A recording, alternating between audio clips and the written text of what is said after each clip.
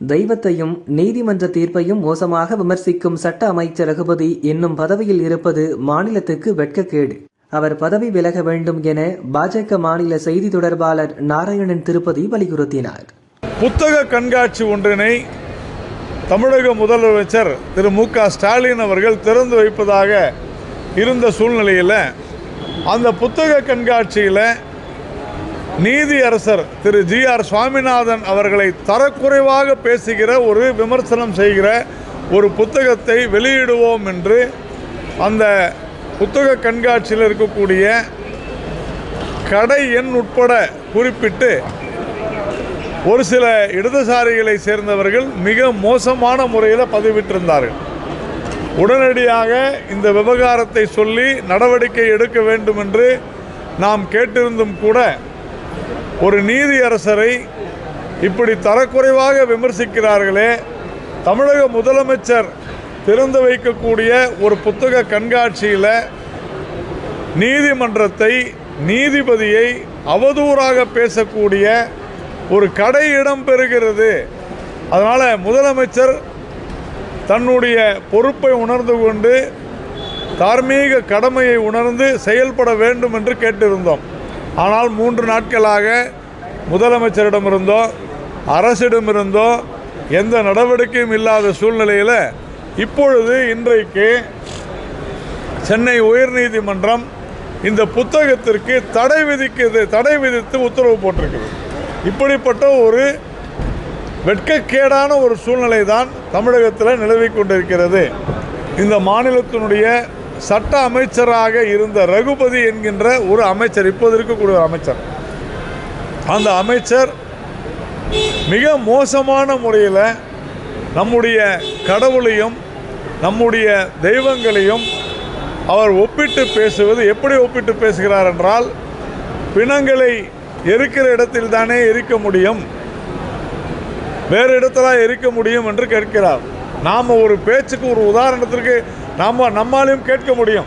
பிணங்களை புதைக்க வேண்டிய இடத்தில் தான் புதைக்க வேண்டும். ஆனால் எங்கள் தலைவரை மெரினா பீச்சில் புதைக்கணும்னு கேட்டு அழுதது யார்? இதே திராவிட முன்னேற்ற கழகம் தானே. புதைக்க வேண்டிய இடத்துல புதைக்கணும்னு நம்ம கேட்டால் அவங்க அமைதியாக இருப்பாங்களா? என்ன நியாயமான விஷயமா இது? எதற்கு எதை பேசுவது? அதே மாதிரி நீதிமன்றம் சொன்ன உத்தரவை, நீதிமன்றம் அளித்த தீர்ப்பை சட்டவிரோதம்னு ஒரு அமைச்சர் சொல்லுது மிகப்பெரிய கிரிமினல் குற்றம். அரசியலமைப்பு சட்டத்தின்படி பதவியேற்றுக் கொண்ட ஒருவர் நீதிபதி அளித்த தீர்ப்பை விமர்சனம் செய்வது, அவருக்கு உள்ளர்த்தம் கற்பிப்பது, அது சட்டவிரோதமான தீர்ப்பு என்று சொல்லிவிட்டு இன்னும் ரகுபதி பதவியிலே அமர்ந்திருப்பது என்பது இந்த மாநிலத்திற்கு வெட்கக்கேடான தலைகுனிவான ஒரு விஷயம். இதற்கு முதலமைச்சர் தான் பொறுப்பேற்க வேண்டும். இந்நேரம் ரகுபதியை பதவியை விட்டு நீக்கி இருக்க வேண்டும், ரகுபதியை கைது செய்திருக்க வேண்டும். ஆனால் அதையெல்லாம் செய்யாமல் இருக்கிறார் முதலமைச்சர் மு.க. ஸ்டாலின் அவர்கள். இந்த அரசாங்கத்தில் தொடர்ந்து நாம் பார்த்து, திருப்பூரில் கூட இன்றைக்கி ஒரு கோவிலை எடுத்து தள்ளி இருக்கிறார்கள். அங்கு சென்ற இந்து முன்னணி தலைவர் காடேஸ்வரா சுப்பிரமணியன் அவர்களை கைது செய்திருக்கிறார்கள்.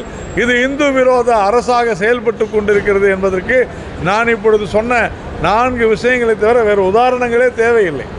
ஏனென்றால் இஸ்லாமியர்களும் கிறிஸ்துவர்களும் மசூதிகளிலும் சர்ச்சைகளிலும் வாக்களிக்கிறார்கள். மொத்தமாக அவர்கள் சொல்வதை கேட்டு வாக்களிக்கிறார்கள் என்ற ஒரே காரணத்தினால மத ரீதியாக அரசியல் செய்து கொண்டு மதவாத அரசியலை முன்னெடுத்து கொண்டிருக்கிறார் முதலமைச்சர் மு.க. ஸ்டாலின் அவர்கள்.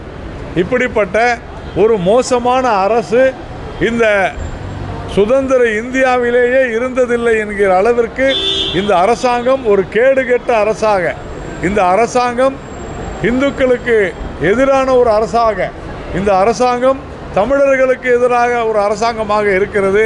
இதில் இப்போது இந்த 3000 ரூபாய் கொடுக்குறேன் அப்படின்னு சொல்லியிருக்கிறாங்க. இந்த 3000 ரூபாய் கூட 2 ஆண்டுகள் கொடுக்கவில்லை. வருடம் 1000 இருந்ததை 2 வருடங்கள் நிறுத்திவிட்டு தேர்தல் நேரத்தில் 3000 கொடுத்தா மக்கள் அதை நம்பி ஏமாறுவார்கள் என்று நினைக்கிறார்கள். அதிலும் கூட நேரடியாக மக்களுடைய வங்கி கணக்கில் செலுத்தக்கூடிய வாய்ப்பு இருந்தும் கூட இதே முதலமைச்சர் மு.க. ஸ்டாலின் எதிர்க்கட்சி தலைவராக இருந்த பொழுது கூட நேரடியாக வங்கி கணக்கில் பணம் செலுத்த வேண்டும் என்று சொன்னார். ஆனால் இப்பொழுது அதை செய்யாமல் கட்சிக்காரர்கள் மூலம் கட்சிக்காரர்களிடத்தில் கொடுக்க வைப்பது என்பது மக்களை ஏமாற்றும் மோசடி செயல். அதனால் இந்த அரசாங்கம் உடனடியாக வீழ வேண்டிய அரசாங்கம். நான் மேலே சொன்ன பல்வேறு விஷயங்களை, குறிப்பாக ரகுபதி அவர்களை பதவி நீக்கம் செய்ய வேண்டும் என்பது நம்முடைய கோரிக்கையாக இருக்கிறது. உங்களுக்கு வேறு அதிமுக கூட்டணிக்கு வாக்களித்தால் தமிழகத்தில் பாஜக தான் ஆட்சி செய்யும், செஞ்சுட்டு போட்டோம். அதனால் என்ன, திமுக ஆட்சி செய்யக்கூடாது என்பதுதான் மக்கள் விரும்புகிற விஷயம். பாஜக ஆட்சி செய்ய இந்தியா முழுவதும் மக்கள் வாக்களித்திருக்கிறார்கள். இந்தியா முழுவதும் வளர்ச்சி முன்னேற்றம் மிக சிறந்த முறையில் இருக்கிறது. தமிழகத்திலும் அது வர வேண்டும் என்று மக்கள் விரும்புகிறார்கள். அஇஅதிமுக கூட்டணிக்கு வாக்கு போட்டால் பாஜக ஆட்சி கண்டிப்பாக வரும், அதில் ஒன்றும் சந்தேகம் இல்லை. நல்ல ஆட்சி வரும். அஇஅதிமுக ஆட்சி சிறப்பான ஆட்சியாக இருக்கும். எடப்பாடி பழனிசாமி அவர்கள் முதல்வராக அமர்ந்து தமிழகத்திற்கு நல்ல ஆட்சியை கொடுப்பார் என்பதில் மாற்று கருத்து இல்லை.